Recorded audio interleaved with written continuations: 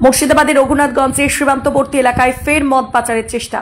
শুক্রবার গভীর রাতে চর পিরোজপুর এলাকার বাসিন্দা ফারুক শেখ নামে এক যুবককে গ্রেফতার করে সীমান্তরক্ষী বাহিনী বিএসএফ।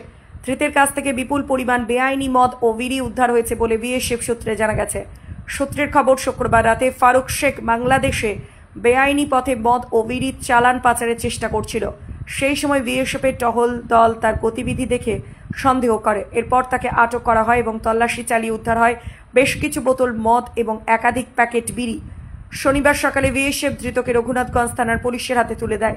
পুলিশ সূত্রে জানা গেছে, ফারুক শেখের বিরুদ্ধে মদ পাচার এবং বেআইনি বাণিজ্যের অভিযোগে মামলা রুজু করা হয়েছে। শনিবারই তাকে জঙ্গিপুর মহকুমা আদালতে তোলা হয়। এই ঘটনা এলাকায় চাঞ্চল্যের সৃষ্টি হয়েছে। সীমান্ত এলাকায় বেআইনি পণ্য পাচার রোধে বিএসএফ এবং পুলিশের নজরদারিতে ধরা পড়ে অভিযুক্তরা।